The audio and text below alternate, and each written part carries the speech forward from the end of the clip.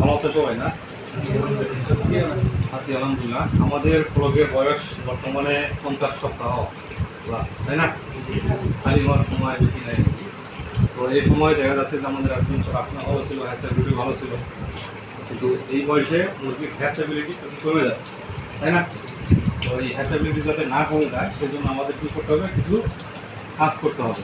তো এই কাজগুলো কি? তো আমরা অলরেডি কিছু কাজ করছি, আরও কিছু কাজ হবে, ঠিক আছে? এই কাজগুলো যদি আমরা করি, সবাই মিলে যদি করি, তাহলে আমাদের মেলগুলো ভালো থাকবে, হ্যাসও ভালো হবে, হবে না? এখন দেখো আমাদের যে প্যান আছে, 3টা প্যান আছে না? বিগ মিডিয়াম স্মল আছে না?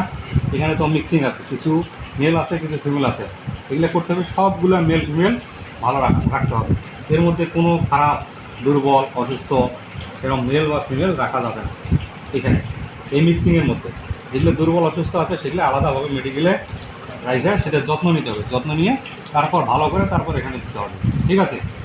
আবার দেখা যাচ্ছে যে আমাদের ফিমেলের মধ্যে কিছু নন লেয়ার মুরগি আছে না? এই নন লেয়ার মুরগিগুলো যেহেতু 50 সপ্তাহ পার হয়ে যাচ্ছে, এই নন লেয়ার মুরগিগুলো আমাদের বাছাই করতে হবে।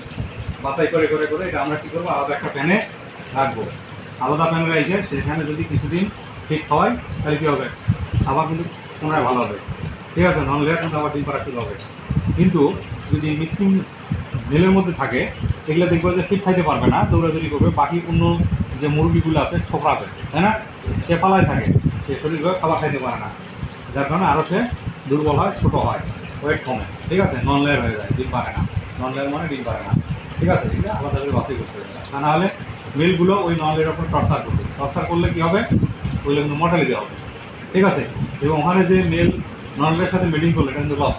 এটা যদি ভালো মুরগির সাথে মিটিং করতো তাহলে লস হইতো না, বুঝতে পারছো? এটা আর একটা হচ্ছে, অনেক সময় দেখা যায় কিছু মেলের মুখটা সাদা হয়ে গেছে বা কমটা সাদা বা ফ্যাকাশে হয়েছে না? এই মেলগুলো যদি আমরা পাই, এগুলো ধরে কী করবো, আমরা অবশ্যই কী করবো, রেনামাইসিন এলে ইনজেকশন করবো, ঠিক আছে? রেনামাইসিন এলে যদি ইনজেকশন করি তাহলে আমাদের মেলগুলো আস্তে আস্তে কী হবে, ঠিক হয়ে যাবে, ঠিক আছে? আরেকটা হচ্ছে লিটার। লিটার যদি ভালো রাখি তাহলে আমাদের মেলের সমস্যা হবে না। লিটার যদি ভেজা বা ড্যাম থাকে তাহলে কী হবে, মেলের যে পায়ের মধ্যে কী হবে, বাম্বেল ফুট হবে, হবে না? বাম্বেল ফুট হলে যখন ফিমেলের উপরে উঠবে মিটিং করার জন্য, তখন কী হবে, ব্যথা পাবে না? ব্যথা পাইলে কিন্তু সে কী করবে, অ্যাকসেপ্ট করবে না, মিটিং করতে যাবে না, যার কারণে সে জিমাবে বসে থাকবে। এরপর স্যালাডের মধ্যে বিভিন্ন জায়গায় জিম মারে বসে থাকে না? এই সমস্ত মেয়ে যেটা দেখবে জিম মারে বসে আছে, সেটা হচ্ছে তোমার এই বাম্বেল ফুট ও পায়ের সমস্যা। এই মেলগুলো আলাদাভাবে বাছাই করতে হবে এবং রেনোভেশন ইনজেকশন করতে হবে। আর লিটার সবসময় সুন্দর শুকনা ভালো রাখতে হবে, তাহলে এই সমস্যা হবে না। আবার কিছু ফিমেলের এখন ফেদার পড়ে যাচ্ছে না? এই ফেদার পড়ে যাওয়ার কারণে কিন্তু ফিমেলটা মেলটাকে অ্যাকসেপ্ট করে না। যখন মেলটা ফিমেলের উপরে ওঠে মিটিং করার জন্য, তখন কী হয়, পিঠে ব্যথা পায়, পিঠে ব্যথা পায়, ঠিক আছে? তো এই পিঠে ব্যথা পাওয়ার কারণে ফিমেলটা কিন্তু ফেলায় দেয়, ঠিক আছে? তো সেক্ষেত্রে আমাদের এটারও ব্যবস্থা নিচ্ছি, আমরা যাতে ফেদার কম পড়ে সেজন্য আমরা ব্যবস্থা নেব, ঠিক আছে? যেহেতু আমরা অলরেডি একটা কাজ করছি যে মেল ফ্যানের মধ্যে 5 দিন টানা 5 দিন কী করছি, অ্যামোক্সিসিলিন মেডিসিন খাইছি না? ঠিক খাওয়ার পর পানিতে আমরা দিয়ে দিয়েছিলাম, তারপর মেলগুলো একটু ভালো হয়েছে না? আবার কী করছি, ওই কিছু রেনামাইসিন এলে ইঞ্জেকশন, যেগুলো পা ফোলা আছে না?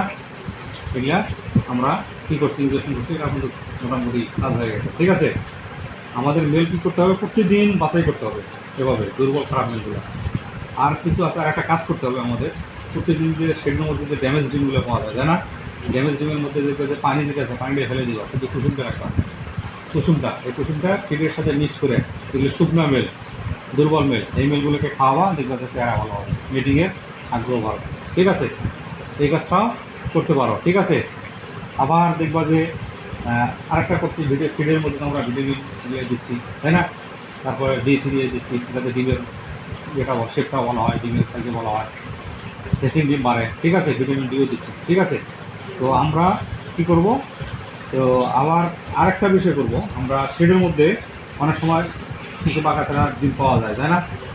অনেক সময় একটু খোসা পাতলার মতো পাওয়া যায়, জানে না যায়, এই ডিমগুলো আমরা হেসিং ডিমে দিব না, আলাদাভাবে ওটা আনি, ঠিক আছে?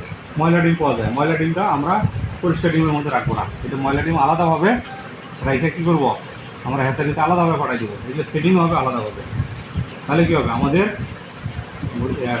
হ্যাসারিটির সমস্যা হবে না। এইভাবে যদি আমরা কাজগুলো করতে পারি তাহলে কী হবে, আমাদের মিলের হ্যাসেবিলিটির বাড়বে, বাচ্চার পরিমাণ আমরা বেশি পাবো।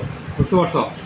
তাহলে কী করা লাগবে, যেমন আমাদের মিক্সিং প্যান আছে, এখানে দুর্বল মিল ফিমেল রাখা যাবে না, বাছাই করতে হবে। ঠিক আছে, সব থেকে ভালো মিল ফিমেল রাখতে হবে। নন লেয়ার মুরগি থাকলে সেগুলো বাছাই করা লাগবে। ঠিক আছে, তারপরে সেগুলো আবার যত্ন নিতে হবে। তারপর মেলের কিছু মুখ টুক সাদা হয়ে গেছে, কম সাদা হয়ে গেছে, সেগুলোর মধ্যে রান্না বেশি মারা লাগবে। লিটার ভালো রাখা লাগবে, আছে না? দুর্বল বা শুকনো মিল যেগুলো আছে সেগুলো আলাদা করে রেখে সঠিকভাবে যত্ন নিতে হবে, তাহলে মিলগুলো ভালো থাকবে। আর মেলের মধ্যে তো আমরা অ্যামোক্সিসিলিন খাওয়াইছি। ঠিক আছে, কিন্তু পায়ের একটু ল্যাম্প ইয়ে আসছিলো, অ্যামোক্সিসিলিন খাওয়াইছি এবং রান্নামেশিনও মারছি, মোটামুটি ভালো হয়েছে। আর একটা কাজ করবো, কিছু ড্যামেজ ডিম আছে সেগুলোর যে কুসুমটা, পানিটা না, পানি দেওয়া যাবে না, শুধু কুসুমটা দুধের সাথে মিক্স করে খাওয়ালে মিলটা ভালো থাকবে। ঠিক আছে, আর নন লেয়ার মুরগি যদি থাকে সেগুলি অবশ্যই বাছাই করবো। সেটার দিকে পড়ে গেছে, সেটার যাতে না পরে সেদিন আমরা ফিডের মধ্যে জিঙ্ক দিচ্ছি। ঠিক আছে, এগুলো দিচ্ছি, প্রতিদিন আমরা মিল বাছাই করতে হবে। ঠিক আছে, আর হেসিং ডিমের মধ্যে যদি কিছু ময়লার ডিম থাকে তাহলে সেগুলো আমরা আলাদাভাবে দেবো, পরিষ্কার করে আলাদাভাবে ফেসিলিটি করাবো। এই সমস্ত কাজ যদি করি তাহলে আমাদের কী হবে, আমাদের হ্যাসেবিলিটিটা ভালো হবে। বুঝতে পারছো?